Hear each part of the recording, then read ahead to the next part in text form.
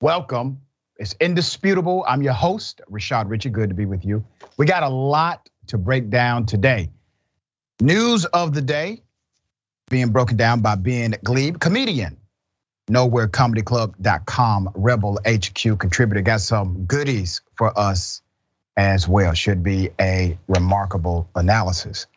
Top story of the day. A Florida elected official has a warrant out for his whole arrest. And he's not seeking re-election to his regular job. He wants a promotion to get elected to a higher office. And he lied about graduating from college. Side note. Okay, let's put his picture up full mass here. Only in Florida. GOP city councilman Chet Stokes, your councilman, has a warrant out for his arrest. So the local news affiliate did an investigation. As part of their investigation into Jacksonville Beach City Councilman Chet Stokes, who is now running to represent the beaches and part of Duval County in the Florida State House, Action News Jax caught up with this councilman at a council meeting after he declined previous interview request. So here's the photograph, the screenshot of the approach, okay? So here you have the journalist approaching the councilman. He's initially approaching the councilman about his discrepancies in the bio. He said, and I quote, "One's an accident, two is a trend, three is a problem. What do you call four?" asked the reporter named Becker, as Stokes quickly left the city council meeting. After Becker's attempts to question Stokes, his campaign website updated the bio to read that he attended Auburn University. His bio also was erased from his work website, where it indicated he graduated from Auburn University, but that's not it. Becker also questioned Stokes about an arrest warrant that the councilman has. It was issued in 2011 after he failed to appear for two arraignments for possession of alcohol by a minor. When were you going to tell the voters about the arrest warrant? Becker asked Stokes, who again refused to answer. You know, you would be arrested if you went to Arizona and got pulled over, right? And then the councilman just flees, okay? So this is really interesting. A few dynamics here. Number one, you have a guy in the GOP running for a political office a second time with the whole warrant out his arrest. No issues. He has an active warrant to go to jail. The GOP has no problem with this. He has not remedied the warrant. Number two, there seems to be a pattern inside of the Republican Party where individuals continue to lie about their educational background. Herschel Walker lied about his. Even Donald Trump decided to brag and boast about how he was top of the class when he went to business school. However, one of his professors came out and said on the record that Trump was actually the dumbest student he ever had. All right, Ben, this guy's running for office. Again, he wants a promotion now, has not addressed the issues of his warrant, and he did eventually apologize for lying about graduating from college. What say you? Look, I think it's great that he finally apologized. Speaking as a Harvard graduate myself who did not go to Harvard, right. I want to make very clear that somebody should never lie about their educational background. It's just pretty wild that people think they're gonna run for public office and not have things come out. It's the one profession where everything comes out, the one pursuit where people are entrusting you to represent them, to be a good person who's gonna be trying to bring, look, I ran for president of the United States. If I had stuff in my background that I was afraid of coming out, I wouldn't have done that because it would have not only ruined the campaign, but ruined my life. I don't know how these people have such hubris that they think they can run for an office and then just have all this shady stuff. And then when confronted by a reporter, to not be able to even admit it then. The only move at that point is be like, oh, that must be an error on the website, we'll change it. oh, the arrest warrant, I didn't realize that was still an issue. I was a minor, I've grown from then. But to run away and say on your cell phone, as this guy does, I'm being ambushed by a reporter right now, right, is the guiltiest way you could possibly reply to something. And I just wonder if anybody has measured Florida recently, because I believe it's getting bigger. Anytime something like this happens in Florida, I think Florida gets a little longer into the ocean. This is what feeds the great state of Florida. Forgive the terminology I like to use about it, but the penis of America. It looks like one hanging down there, and that is what, if it was out of Florida, I think it's wrong. In Florida, this is par for the course, and it just helps the state grow. All right, well said, brother. Only you can say it that way. Okay.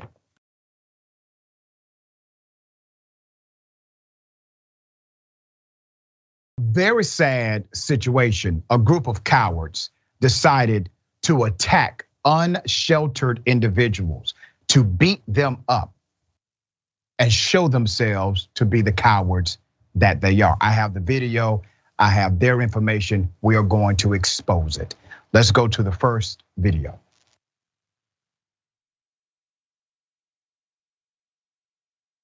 Shit, these bullets gonna fly through them. You better get the up on out. Get the out of here. Do it. Go on.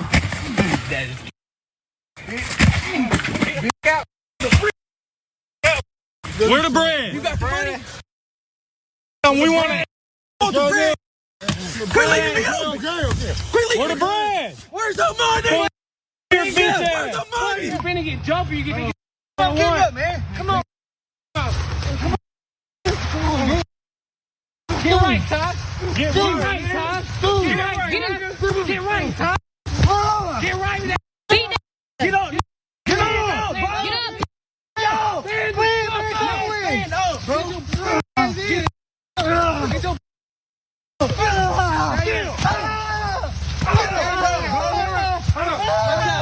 up, bro. I know that's hard to watch. And it's hard for me to do this segment. But it was harder for those unsheltered individuals to go through what they went through. And because they had to endure that, we are going to endure this for them, to expose the monsters who did it. Put up their pictures full mass. Let me tell you exactly who these cowards are. 5 South Carolina men decided to brutally attack individuals in an unsheltered community camp. Onlookers cheered these monsters. Joshua Noria, Seth Tyler Norris, Logan Holmes, David Norris, and Tristan Ramey are the men accused of participating in that brutal attack in a neighborhood of Greenville, South Carolina. All 5 men have now been arrested and are in custody at the Greenville County Detention Center. Victims were kicked or beaten repeatedly in the head and face, and sometimes to the point of losing consciousness. As you saw and heard, some of the suspects removed their shirts to prepare for the assaults and threatened to shoot some of these defenseless victims. Now let's be very clear about what this is. This is America. This is looking at the perceived status of an individual and judging them to be less than human, judging them to be a target for their predatory behavior. That's who they are. They are cowards who decided to pick on individuals who are already having a tough time dealing with life itself. Seth Tyler Norris, 18, his brother Joshua Norris, and Ramey, a family friend, have also been charged with murder in the July 3rd shooting death of Joshua Garrett in Greenville. The sheriff's department says Seth Norris' mother, Sunny Sorgi, was also charged with accessory after the fact. She helped cover it up. While investigating the shooting death, detectives executed search warrants on the suspects and found extremely disturbing videos of the attacks on people at the homeless camps, according to deputies. Some of the men had guns with them during the attacks, which took place between October 2021 and June 2022. A news release posted on the sheriff's office Facebook page did not reveal where the videos were found or where the attacks are related to the July 3rd shooting. So let's do this. The current charges are as follows, okay? Seth Tyler Norris was charged with attempted murder, second-degree assault, and battery by a mob, and 2 counts of criminal conspiracy. Holmes is charged with attempted murder. David Allen is charged with attempted murder and criminal conspiracy. Joshua Sean Norris is charged with second-degree assault and battery by a mob, and 2 counts of criminal conspiracy. Ramey is charged with murder, and additional charges are pending because investigators have not been able to locate the victim from the attacks. Now, here's the other thing. They know there are more victims than what has been exposed. And because of that, they are asking people with information to let them know of other attacks. Investigators have identified 5 victims from the videos, but authorities believe there are more. Many victims may be afraid to come forward for fear of retaliation, the sheriff's office said. Anyone with information about the attacks is asked to call the Greenville County Sheriff's Office at 864-271-5210 or Crime Stoppers at Greenville at 23 Crime. We have de-evolved as a nation. If we can see something like that and our bodies not cringe, our souls do not call out to long for justice, to want to see those individuals who did this held accountable, and to want to see the individuals who experienced this to be protected. That should be the human response. But as we continue to journey, we're seeing a lack of compassion, not only in our own humanity, but in the policies that are created by our political class. You have to realize being homeless, being unsheltered, being poor, living in poverty is a policy issue. Not really a choice, it's a policy. And so while we can deal with the reality of these monsters who decided to attack our unsheltered brothers and sisters in that community, let's also be 100 about the fact that those types of unsheltered camps are there because of a policy dynamic, a policy failure in our American government class. All right, Ben, thoughts on this? I mean, Doc, this is one of the most disturbing pieces of video I've ever seen. I watched it in full length prepping for the story and I almost threw up. I mean, it is so disgusting to see human beings being treated that way. And you can't call the people that treated them that way human beings. They're monsters. They're worse than animals. Animals do not do that without cause, unless they're rabid and have gone off the deep end, which these humans who barely qualify as that clearly are. I understand that there's issues with the death penalty. It's a policy position that I struggle with myself, and I've toggled back and forth on the course of my life. And even if it wasn't for the murder charges they were facing as well, just for doing this, they're an argument for it. They're an argument for the death penalty because we need as a society to start putting lines in the sand much harder than we have been lately. We have started, like you say, we're devolving, and it's because we're allowing so much behavior that's just antithetical to common sense, antithetical to humanity, antithetical to what makes a person a upstanding member of society. Those standards are just disappearing every day, more and more it feels like. And we need to make examples of people, and we need to make crystal clear that certain behaviors not just are not cool, not just aren't, oh man, you shouldn't have done that. Certain behaviors make you a pariah to the world, a stain on our nation, and have no place in our lives. If we start realizing again, having the populace realize that behavior like this, you are done. Maybe it can change things in the future, because like you said, to attack people who are already having a tough go of things defenseless people who are on the ground and just beat them up for seemingly zero reason. It's the devil inside of them. If you believe in the devil, they are it. There you go. Well said.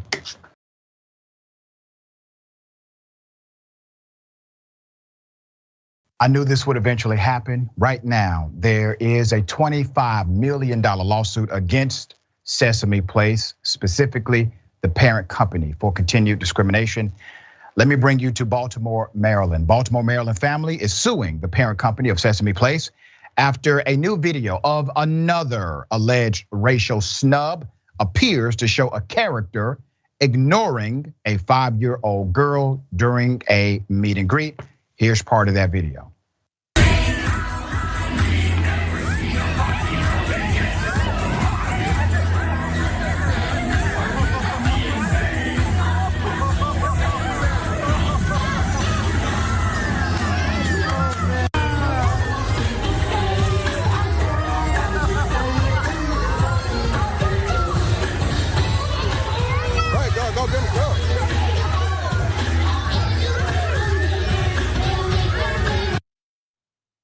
We've been on top of this since day one. We have uncovered multiple videos as well as testimony from parents to say that this was not an abnormal thing. This actually happened more than once, and we were able to provide some of that video. Okay, the lawsuit claims that Quentin Burns and his daughter, Kennedy, visited the park on Father's Day, and the 5-year-old was snubbed by several characters during the meet and greet. The family says they were inspired to come forward after learning about similar incidents.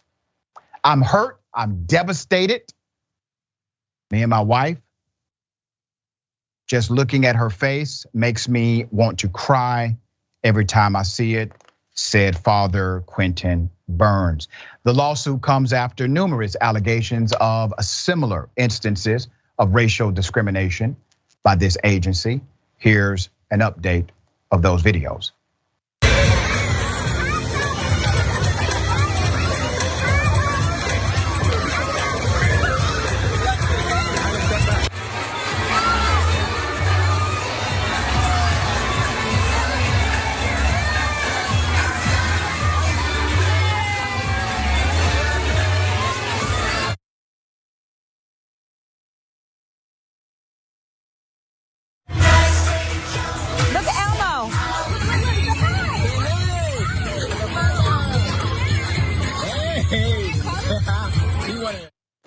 Let's put up the attorneys who are filing this lawsuit.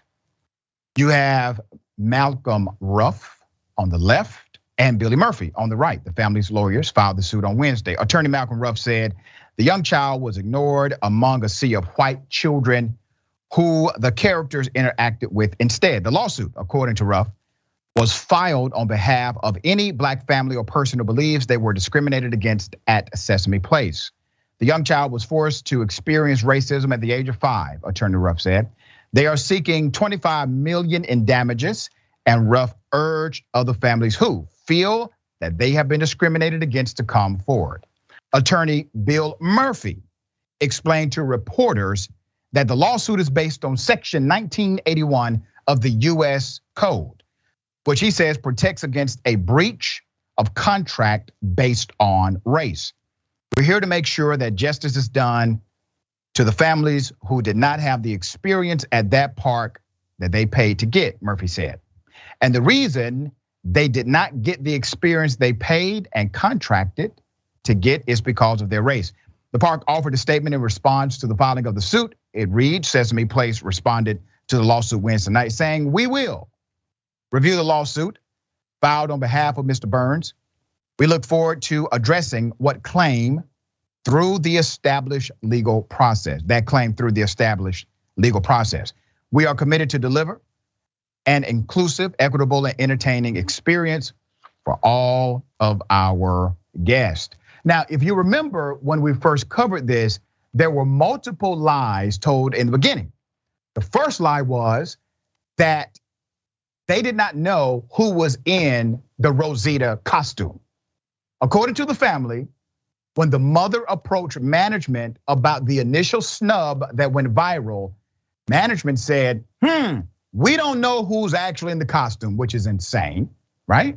So that was number one. Second, they came out with an affirmative defense and said, oh no, the person was actually saying no to somebody in the crowd. Now, when all of the witnesses there said, that's not what happened, they changed the story again. And then they came out and said they are doing sensitivity training.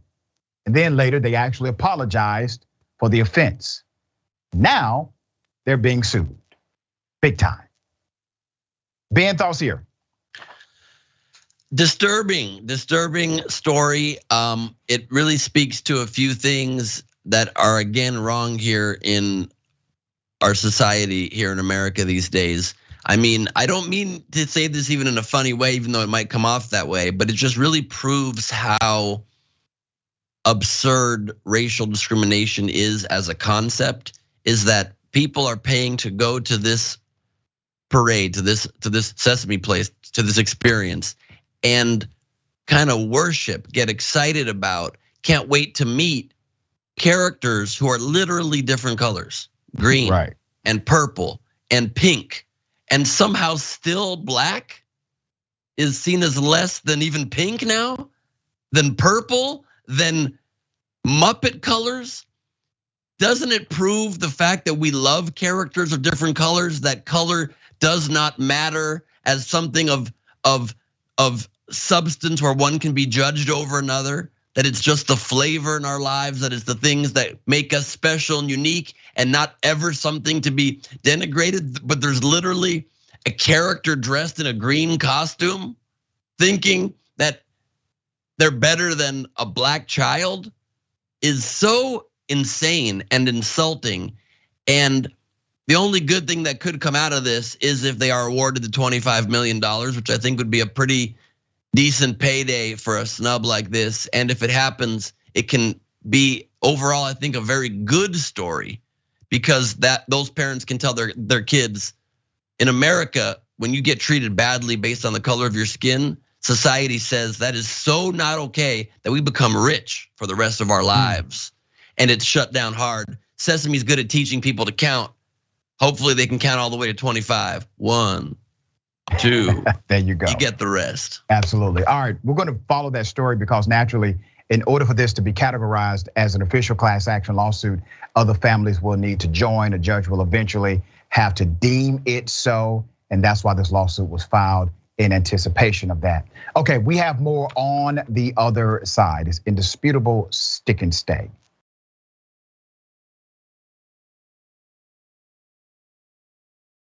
Protesting during the national anthem always seems to be a big issue. It's unreal. The country is meant to be free. It's the whole point of the country is free. And of course, like during the Olympics, it always comes up as a topic. And of course, Kaepernick taking a knee, big. Should he be able to take a knee? Can we protest the anthem? Literally, people's opinion is that you must stand during a song that says land of the free. You better stand during the free part. You better stand at attention when it says how free we are. That's very important. And the stupidest part about it is that 95% of the people that were watching football on Sunday in their homes, getting upset at players not standing during the anthem, were sitting during the anthem. They were literally sitting, saying, get up, stop protesting your rights. Oh, I got guac on my man tits again, Janet. Will you get me a towel, Janet? I got guac. Get up, enough of the rights. I will not get up, Janet. Bring me the towel, please. Song's almost done, I need a towel. Get up! How this is unreal. They're so stupid. All of these people just making life intense. We just need a more chill planet without a Karen in the world.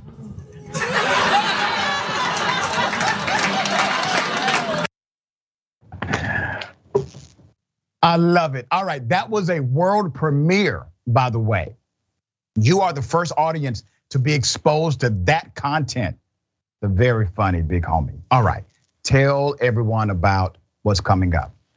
Thank you, Doc. So my second ever stand-up comedy special, The Mad King, is dropping on YouTube on August 14th. That was an exclusive look at a clip, the first show anywhere to get a sense of it. You see a poster right there. I'm very proud of the special. Been developing it for the 6 or 7 years since my last special. I cover a lot of stuff. You're gonna laugh real hard. There's a lot of silly stuff, some personal stories, some stories from my dating life and funny things about the pandemic and my fiance and I. But I also tackle a lot of things that I think your audience will care about in this special, and try to find a comedic way into some of the pressing issues of our day. I tackle racism and discrimination and gender bias and the fact that these tech companies are controlling the information that we get in the world and kind of dictating how we see the world, and trying to just question everything. It's what I'm trying to do in my comedy. And it's called The Mad King for a lot of reasons, but mostly because how can you not be angry these days at what's going on? And also because I'm a little mad in my own kind of Willy Wonka way. And because we live in a post-truth era and you get to define your own terms these days. So please check it out. August 14th, if you like it, please share it. Always funny, man. Always enjoy your content. All right. Thank you. I got something for you. Ladies and gentlemen, I wish a Karen would. You want to call the police on them for having a barbecue on a Sunday. I feel free. Back off. I'm going to tell them there's an African-American man threatening my life. You're a devil! Get away from me! Oh, get away from me! He put his hands on me! You're a devil! Call 911! Detective, come here! Look at him! He's nuts! Here! Get out of here! Devil, yeah, you're gonna be arrested and put in jail! You're gonna leave your house to prison jail! Yeah, you will! We keep the family! Don't come near me! Tell them to get away from me! We have another cackle of Karens here, Karen on Karen situation. Everybody involved was likely a Karen. Let's put it with the picture full mass here.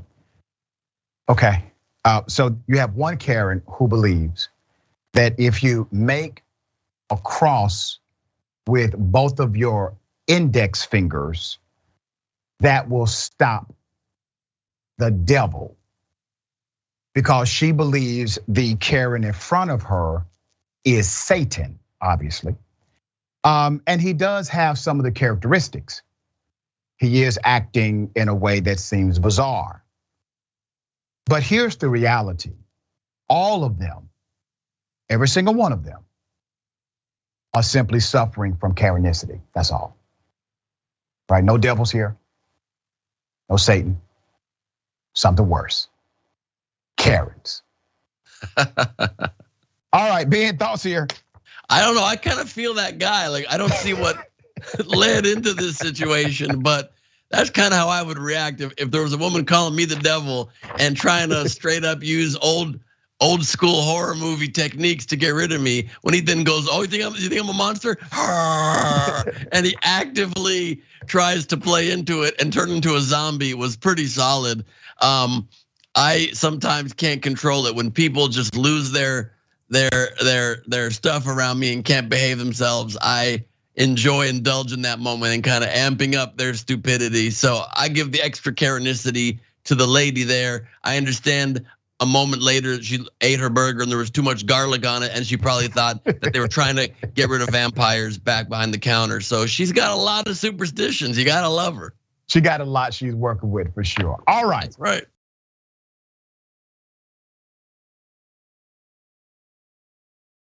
You know, sometimes you have to talk to a racist person and teach them a lesson. This happened at a Dillard store where a longtime worker said the N-word in front of a man and his child. So the black male took this as an opportunity for an education. Here it is. My 10-year-old son heard you call me up. I want you to know this, and it's unacceptable. You shouldn't do that. You're too old. I carry myself with honor. I would never disrespect any human being or call them outside of their name. That is what you did. You don't know the impact of what you done to my son. But maybe you were unaware.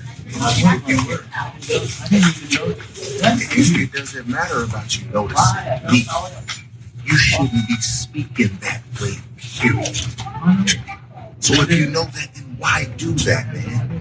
I hurt my leg. You hurt your leg and you said, but I didn't know. I thought that was all that. died or something like that because I leg cramped up. I didn't even know you were listening to what I'm saying. I am. How long have you worked here? Over 20 years. Over 20 years, and you're acting that way. You don't know what straw could break the camel's back. You don't know. But you disrespected myself. You disrespected my family. But I would never do your children or your family or even you or no human being that way. I would never treat anybody that way. But I want you to know, man to man, and it's not. All right, there's more video. He's explaining to the racist gentleman who used the N-word that you never know what somebody is going through and something bad could happen. You have been disrespectful to me and my family. Here's more. You don't know what young man. I have grace and honor, and I was raised with morals and values, but I lost a lot. I lost my mother. I lost my mother-in-law. I lost my sister. All that shit. You don't know what mental state the next human being could be in. And it wouldn't be a cop. It wouldn't be a security guard. It wouldn't be nobody that could stop me from getting on your ass if I wanted to. You understand? So I want you to know that. Think about that. It doesn't matter about the age. Treat human beings with respect and morals and values. You understand that? Now I have to go home and correct my 10-year-old not to be a damn idiot. Don't act a fool. Don't be like Homer. Homer don't have respect for my kind or any human being. This ain't a black and white issue. This is an idiot issue. And I want it to be addressed. So I told your supervisor, we have everybody heard you say it. So I want the whole store to know you was dead wrong. And I just bought this stuff at dealers with Homer working here. I wouldn't treat anybody like that, man. And you're dead wrong. So may God bless you and you keep moving forward, and I'll pray for you, Homer. Peace and blessings. Let's put up a picture of Homer according to scarf.child Instagram. Let's put that picture up. Now, I would like to highlight a couple of things here. You have to remember, a father and his son are simply shopping. They are simply shopping, not expecting to experience micro or macro aggression as it relates to racism.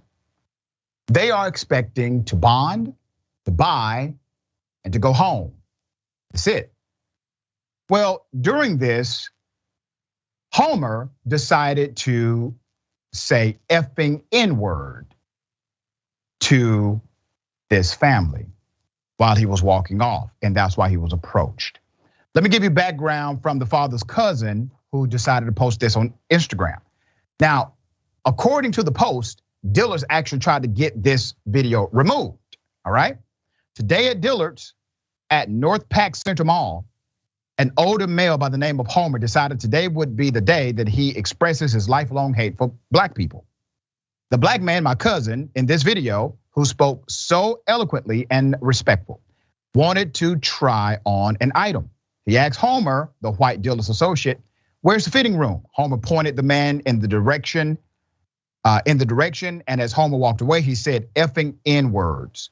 The man's 10-year-old child and an adult accompanying the child heard him say this as he walked past. The parents were told, and the man went to find a manager to address Homer, but was told by another associate that a manager would not be available until Tuesday.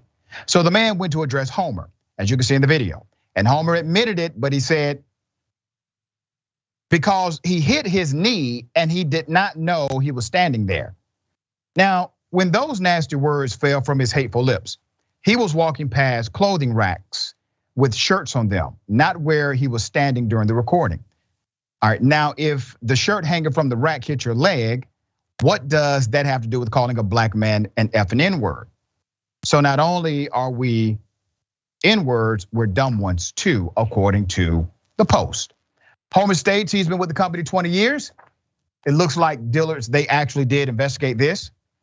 And they have decided to take action. Dillard's posted this. The allegations made against our former employee were promptly investigated, found to be in clear violation of our standards, and his employment with Dillard's was immediately terminated. Let me give a big shout out to this father who took this as an opportunity to disarm the racist person, show his son you can stand up for yourself without getting violent, and to provide moral and ethical clarity in a moment of racism like that. It's unfortunate that a child has to be taught this lesson that early, but that father did the best he could do with the situation that was in front of him. Ben, what are your thoughts here? Well, you see perfect example here yet again of a racist logic. If you bump your leg on something, it's the fault of the nearest black man. That makes perfect sense to a racist who lives in a world of hatred where you're not even responsible for your own actions and you have to blame the nearest person that is there doing their business and living their life and, like you said, trying to bond with their child. The black man that gave this incredibly eloquent, calm talking to this racist employee should run for president. I mean, This guy was incredible. I told you a second ago that I can't control myself to that degree. I'm more like the male Karen in the last video that responded to hatred by being like, yeah, you think I'm a zombie? I'll be a zombie. And this guy laid out a case like a closing argument in a movie about how you do not treat human beings in this way so calmly and so quietly and just so perfectly. I really hope that words, when they are delivered so rarely as they are, that sharply and eloquently, that it hit that former employee's soul, that it hit his heart a little bit and maybe changed him at least a little bit to realize this is a human being that you're speaking to and not a color. But if not, he was fired anyway, so oops. There you go. All right, we got more on the other side. It's Indisputable, stick and stay.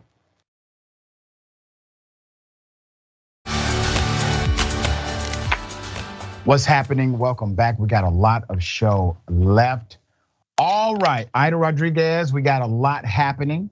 Performing the Diving Bell Social Club, all right? This Saturday, July 30th, 7:30 p.m. 7:30 p.m. What up, TYT Canada? Okay. We got a lot of comments. I'll read as many as I can, kind of pressed for time. Lynn says fast food restaurants are sure a popular destination for Karens.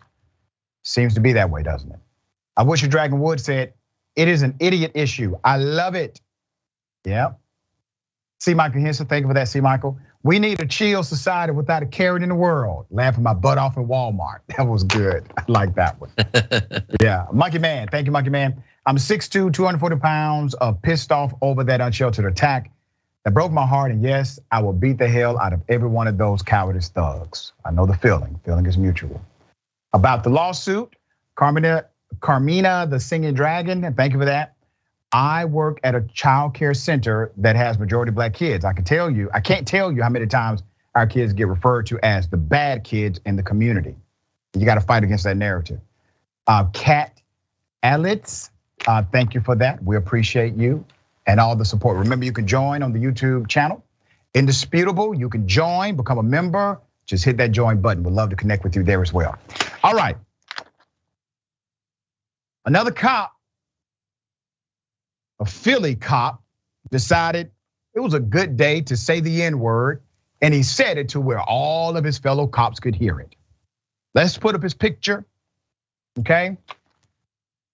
One veteran police officer now fired from the Philadelphia Police Department because of a racial slur, talking to a police radio. It went down while the department withheld the officer's name this week. The Philadelphia Inquirer did have it. The officer in question that you're looking at, his name is Lieutenant Anthony McFadden. McFadden has been with the department for 30 years, who previously was assigned to the department's Special Victims Unit. It is unclear as to what transpired before the racial slur was used, but it seems that he was trying to locate a person or an address, according to an earlier report.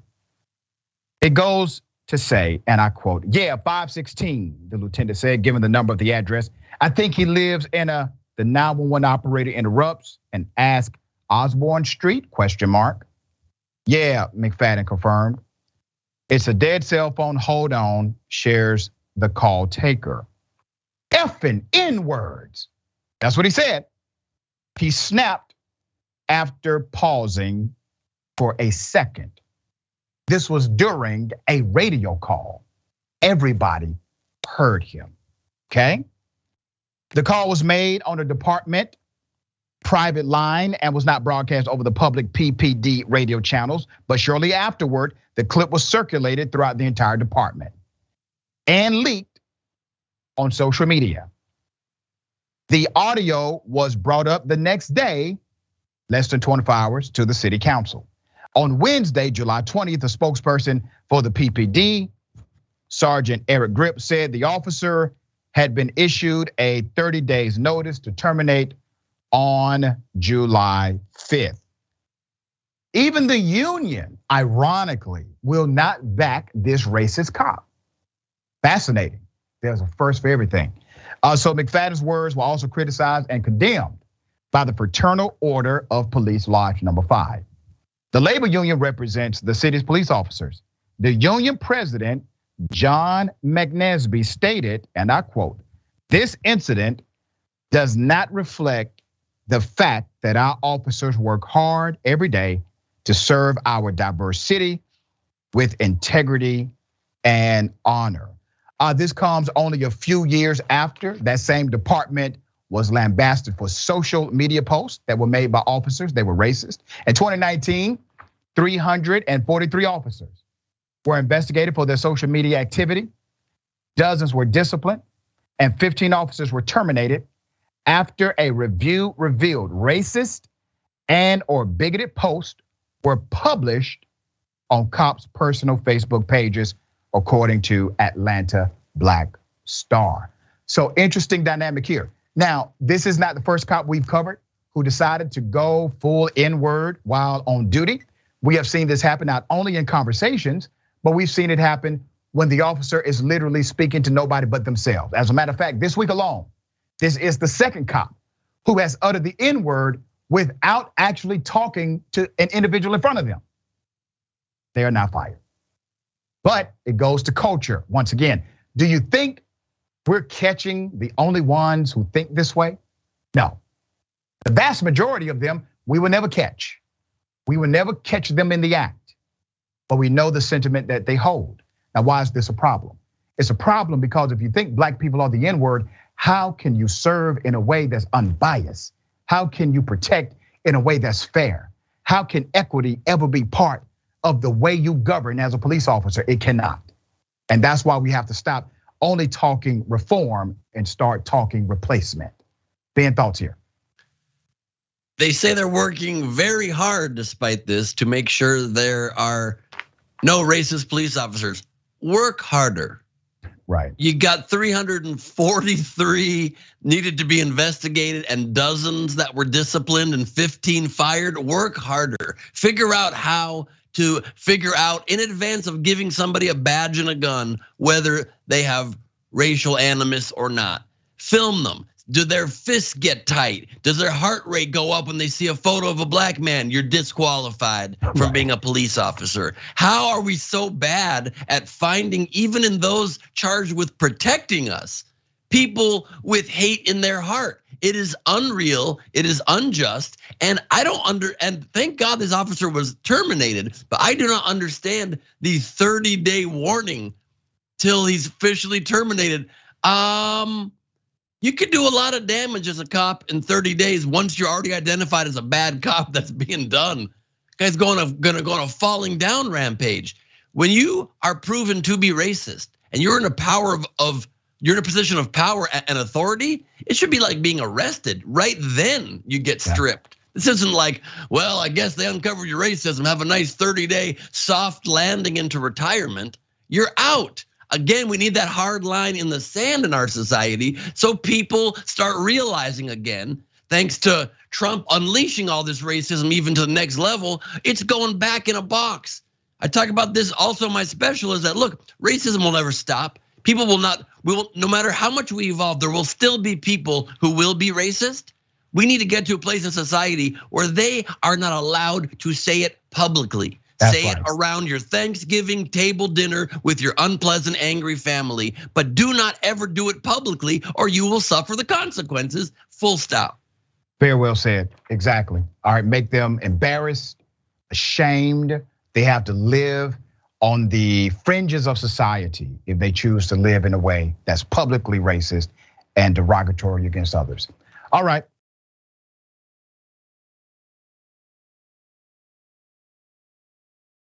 Will Smith has apologized. I guess you can call this an apology. Now, you do have to note here, this apology has come only after Chris Rock decided to start talking publicly about Will Smith. So let me bring you snippets of this apology. Here's the first video.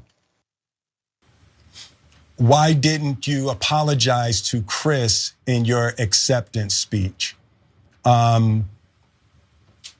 I was fogged out by that point. It's all fuzzy.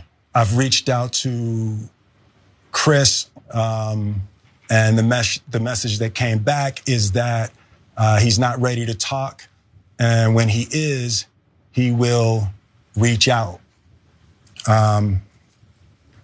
So I will say to you, Chris, I apologize to you. My behavior was unacceptable, and I'm here whenever you're ready to talk. Okay, that was the first part. Will Smith also apologized to the family of Chris Rock. Here it is. I want to apologize to Chris's mother. I saw an interview that Chris's mother did, and that was one of the things about that moment. I just didn't realize, and I wasn't thinking, but how many people got hurt in that moment. So I want to apologize to Chris's mother. I want to apologize to Chris's family, specifically Tony Rock. We had a great relationship. Tony Rock was my man. And this is probably irreparable. But I can say to all of you, there is no part of me that thinks that was the right way to behave in that moment. There's no part of me that thinks that's the optimal way to handle a feeling of disrespect or insults. Okay, it doesn't stop there. He also addressed the question about if Jada made him do it. Here it is. After Jada rolled her eyes, did she tell you to do something? No. It's like, I made a choice on my own, from my own experiences, from my history with Chris. Jada had nothing to do with it. I'm sorry, babe. I'm gonna say sorry to my kids and my family for the heat that I brought on all of us. I told you from day one why Will Smith did this, and it was not in protection of Jada. And Will Smith actually revealed the reason why he did this deed. Here it is. Disappointing people is my central trauma. I hate when I let people down. So it hurts. It hurts me psychologically and emotionally to know I didn't live up to people's image and impression of me. And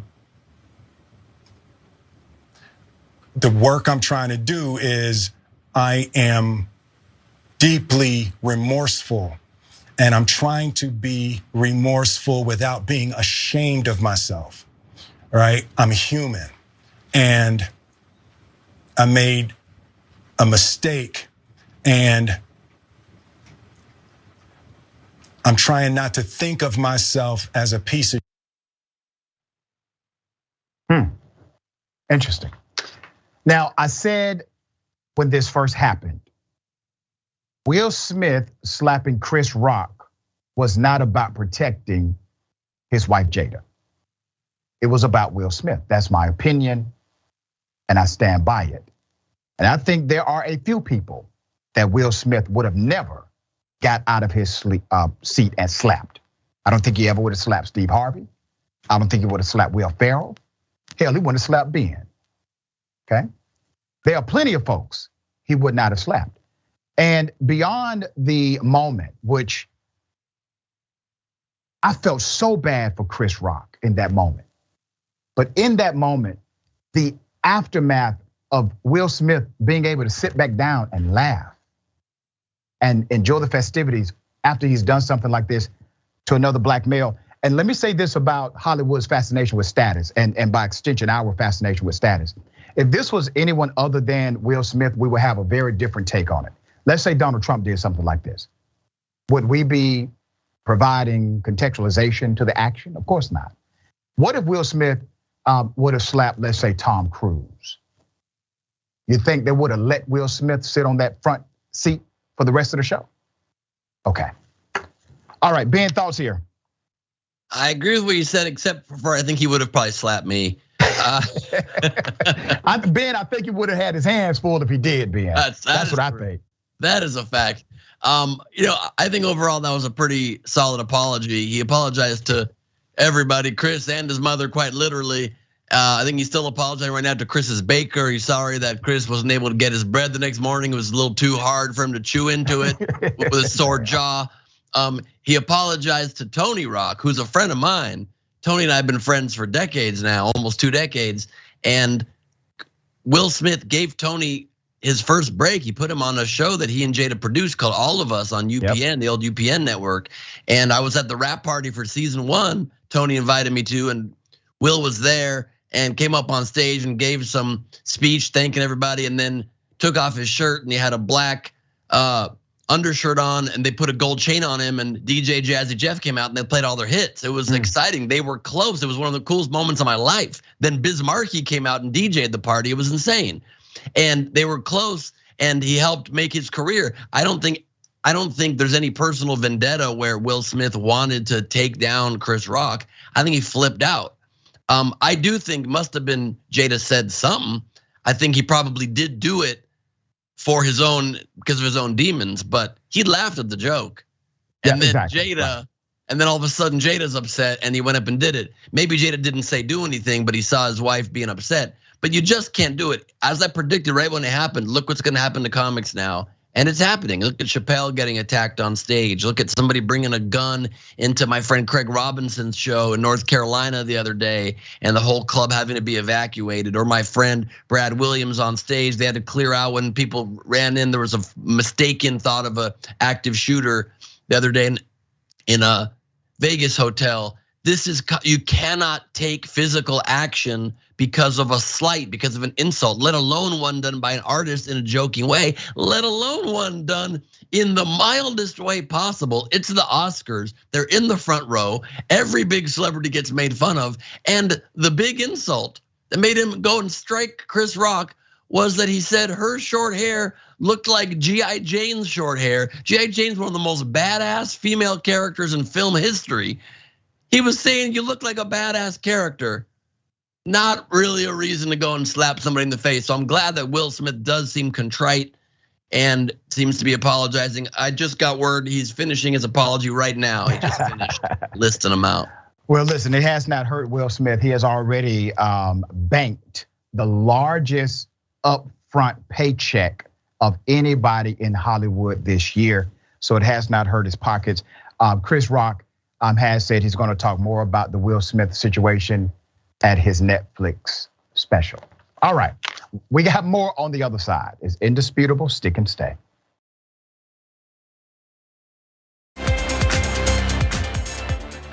Welcome back. We got a lot of show left. Okay, don't forget, we got primary coverage on the 2nd, all right, of next month.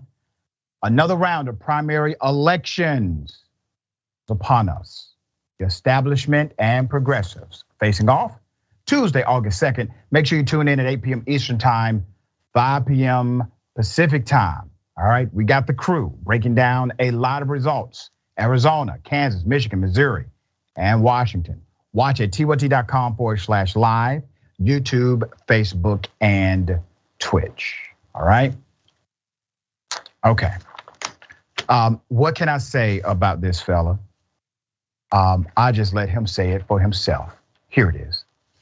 You can take a gun, shoot somebody in the face. It's not hard.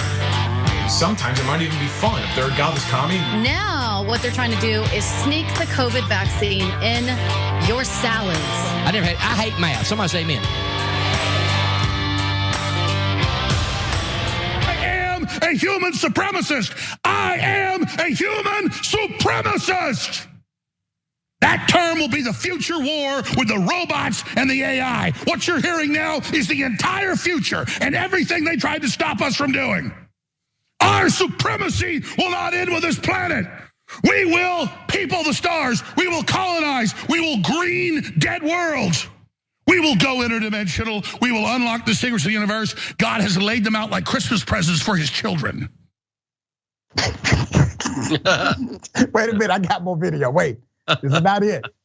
Damn, I was trying to hold that. Here's more. And I am extremely honored to be in the fulcrum and the heart of the fight to bring our race, the human race, in a race for the future.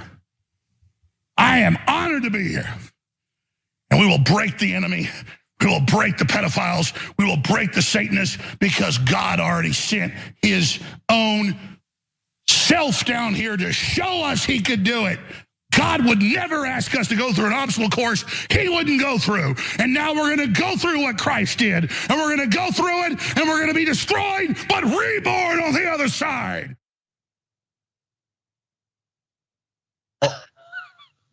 So I'm trying to follow Alex this time, all right? So the first thing that we're going to fight, Alex, and correct me if I'm wrong, you can shoot me an email, Alex. Our first enemy will actually be robots. All right, and then we're gonna fight Skynet. And after we defeat the robots, we're gonna come back and defeat AIs, which are robots too. And then we're gonna go interdimensional, which actually sounds pretty dope, Alex. I don't know what it really means. But can we go interdimensional first and then come back and fight the robots second? Ben, I don't know how this stuff works. But it seems like to me, if we were already interdimensional creatures, that would give us an advantage when we have to fight the robots.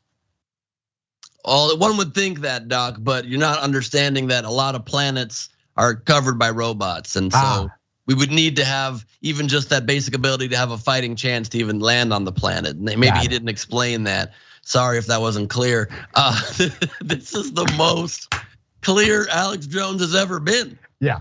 I would love to see this man just ordering lunch at Denny's. I want a moons over my hammy, and my hammy will raise into the skies and enter my stomach and come out the backside, and we will be reborn. Wow. Okay, so you're looking for moons over my hammy. Got it. This dude, I was following him on the robots. I was on board with fighting the robots. And then you had to go into his little litany of extra things there at the end. And we're defeating the pedophiles and reborn, and Jesus loves obstacle courses. I'm not sure exactly what. I love how people claim to know what God would be like on an obstacle course. Well, how do you? What if God doesn't like obstacle courses at all? Very strange. Yeah, it is Alex Jones. All right, Ben, always a pleasure, dear brother. Tell people how they can follow you. Check out your great work. So much fun to be here as always. Thank you, a real honor, Doc. You can follow me at Ben Gleib on Twitter, TikTok, YouTube, and Facebook. I'm releasing a new video 5 days a week of my stand-up crowd work, messing with the crowd, kind of hold you over until the big piece comes out August 14th. My second ever hour special, The Mad King, drops on YouTube. You can watch currently my first special, Neurotic Gangster, on Amazon Prime or YouTube. And come to my virtual show, Gleib Off the Top, on August 13th and celebrate with me a day before. Tickets to all of that and info on all of it at bengleib.com. Thank you for all you do, my friend. Ditto. All right, we got more on the other side. The bullpen is next. Stick and stay.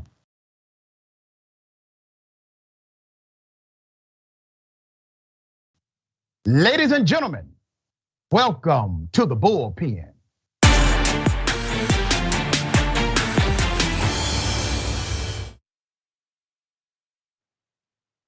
All right, he's back. We have Andrew Donaldson, commentator, Young Voices, conservative radio host, and editor of Ordinary Times magazine, and a widely published writer. Andrew, good day, welcome. Great to be back with you, sir, appreciate it.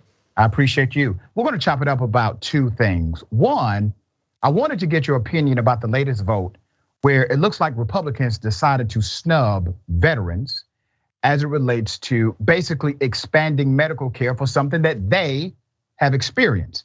And then second, if we get to it, have enough time, we'll talk about the January 6th committee and their issuing of subpoenas to powerful people.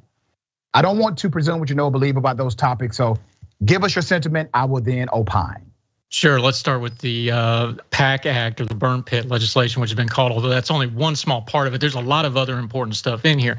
Let me say up front, yeah, there's some bloat in this bill. Every bill that passes Congress, let's all be grown folk adult here, they always slide bloat in. If you're one of those small government people, I understand our fiscal house ain't in order.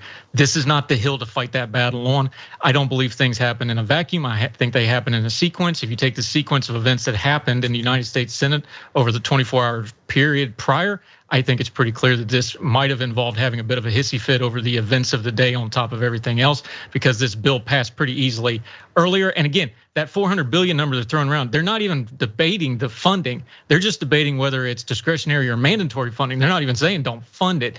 This seems pretty petty in the grand scheme of things. I know that's a big number, but when you look at the things in this bill, not just the burn pit stuff, which we've been waiting almost 20 years, not just for the care of it, but to get some official recognition of it, which is really, really important. But also because this has a lot of the people were talking about, the payments and the employee benefits, a lot of that's going to the rural gap coverage that the VA has a massive problem with. It's maybe not even a great bill, it's maybe not even a good bill, but nothing's a whole lot worse, and I'd rather have something imperfect here and get some help to these folks. I understand it's Leviathan, but until you replace it, you gotta feed Leviathan and fund these folks. And I'm one of them, so I'm not even gonna pretend I'm not biased about this, sir. Let's talk about the reality of what just happened. I have family members that have served. I don't have to agree with each war to understand we need to take care of the warriors that have gone out and fought. They should be provided proper medical treatment, whatever they need, in my opinion. I also work with a group called Black Veterans Helping Veterans right here in the state of Georgia. Now, this is really interesting because I'm gonna break down the numbers here. You literally had this bill pass the Senate back in June, 84-14. Yes. Overwhelming. That's your filibuster proof. More than 60 senators said we support it. It went minor changes, some minor changes. The issues that the Republicans have now were in the bill the first time it passed, by the way. So it passed in June, 84-14, significantly bipartisan. It comes back for another vote. This is the Sergeant First Class Heath Robinson honoring our promise to address Comprehensive Toxics Act, or the PACT Act, it is known as. So it comes back, the individuals who voted for it the first time decided not to vote for it the second time. And then when you look at who, my dear brother, 100% of them are Republicans. So all the Democrats voted to support the veterans here. Many of the Republicans came back to support the veterans. But the ones who did not, the ones who decided to say no, 100% of them are conservatives. And then when you look at their reasoning, because some of them decided to provide explanation on the record. Some of them said, well, it's just too much spending. The 400 million, they are uncomfortable with. By the way, remember, they already voted for this. So I got to ask you this question, man. It can't be what they're saying it is about. I know you kind of tackled the numbers of this, and you're right, there's always going to be some bloviation as it relates to these types of bills. It's actually not excessive when you compare it to other bills. So what is this really about? Why did these Republican senators who voted affirmative to this bill the first time decide to do an about face roughly a month later and vote against the same legislation?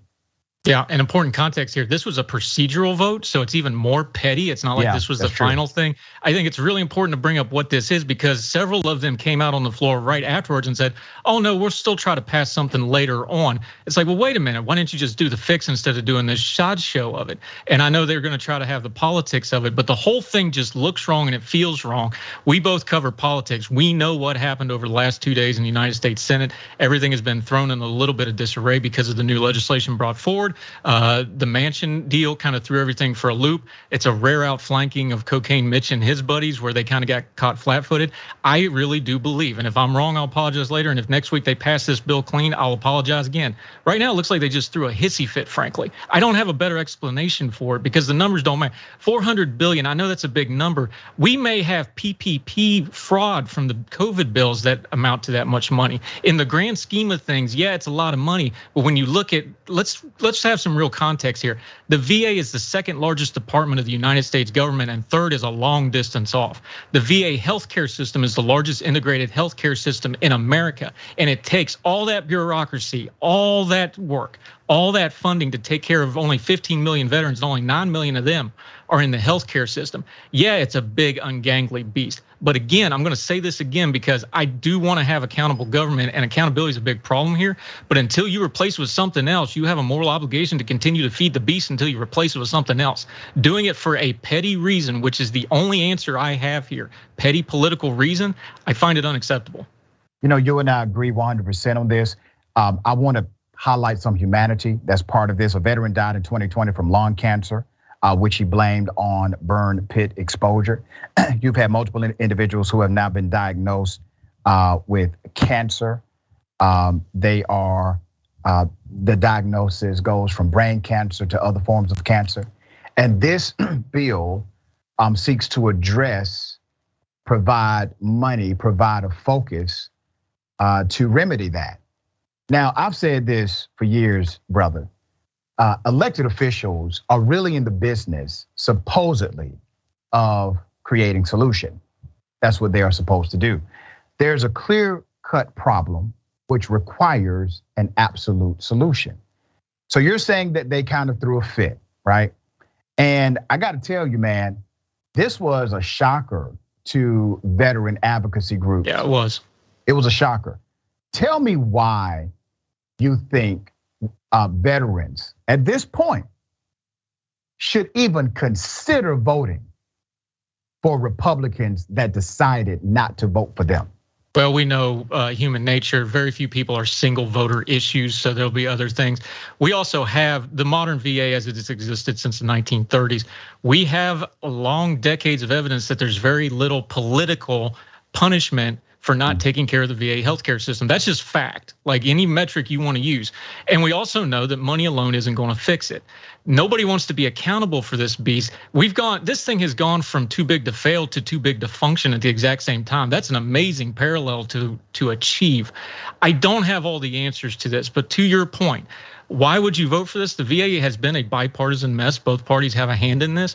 But when you do something this petty, when you do something this out of the clear blue sky that nobody was really expecting, and then when you have the reaction to it, it's like, well, we'll just pass the bill next week. And I'm looking at this legislative calendar where you've got Build Back Mansion and all this other stuff. They already didn't have enough time to get everything done. Now they just added about 10 more things to it. I'm very skeptical this gets dealt with. I'm getting a little bit tired of our government. Let me just be blunt here. I'm getting a little bit tired of the government coming out and saying, would you please die quicker and quieter and a little less expensive because it's a little inconvenient to the legislative calendar. I get it. Again, I'm gonna repeat myself because this needs to get drove home. I get that there's waste and abuse in there. It's an ungangly system. Till you give something else, but it's all we have. And a lot of these veterans are institutionalized into the VA healthcare system with nowhere else to go. Part of this funding was that rural thing because there is no community care in these rural communities to stop them off on. This needs to be fixed, but it's not gonna get fixed because it's a generational fix. Until then, I know it's a bad beast. You still gotta feed the beast and take care of these people. The 400 billion that you're referring to is over 10 years, a 10-year period of time. And what they did is they switched it from discretionary to mandatory. That was the big issue, yes. which seems to be kind of a distinction without a difference when it comes down to actual politics and the way money moves in DC.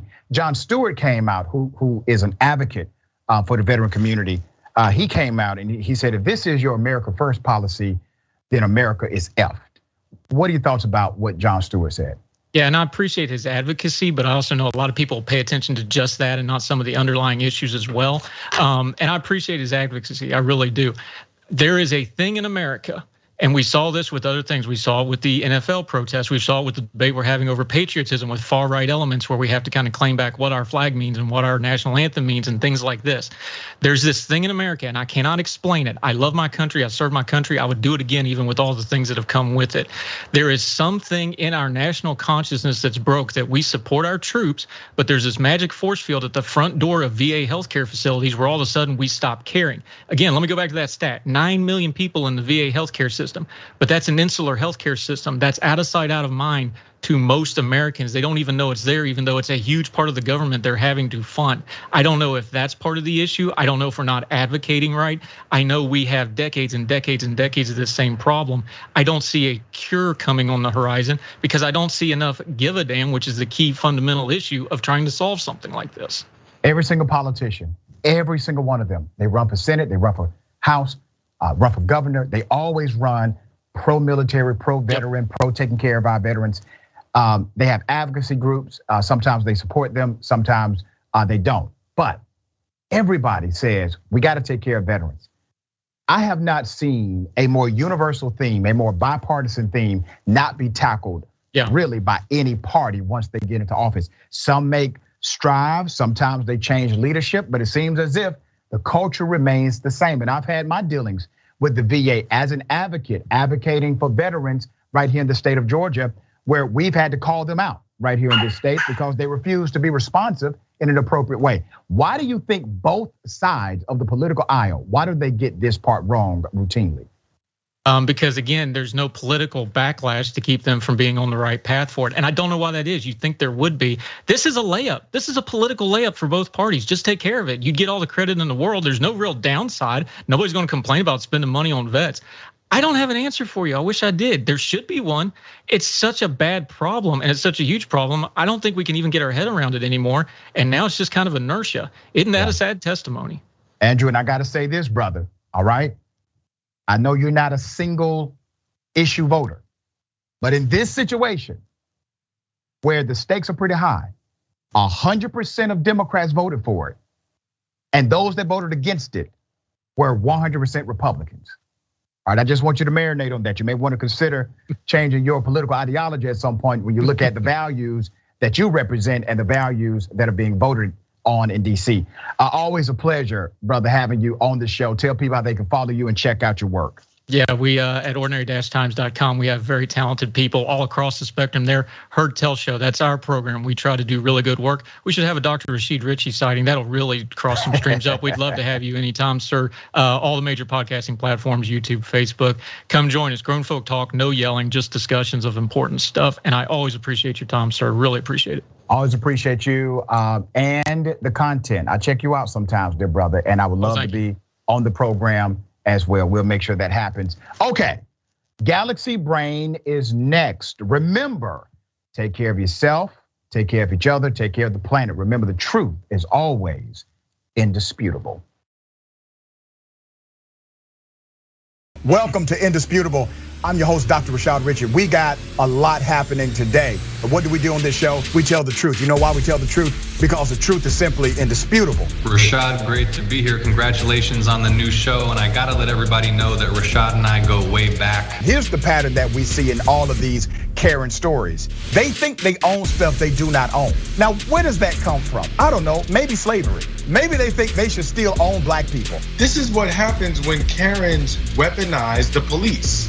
When you're used to privilege, equality seems like oppression. It hits you in a certain way when someone is holding you against your will, treating you like you're a criminal and you're an innocent person. This is something that black people face no matter where they are. A stronger black economy lends itself to a stronger, greater economy. Don't think it's exclusive of you, it's inclusive of you. What's your beef with critical race theory? It adds more fuel to the fire of the racist tendencies that we already have. We have a generation of problem solvers that can remedy the problem if they are properly taught what the problem is. You know who created redlining in this country? It was a white liberal. I don't give a damn who created it. if it's a racist policy. Shelley, here's what I don't know. I don't know. See, there you go filibustering, brother. You're scared of this truth, but you're gonna get it though.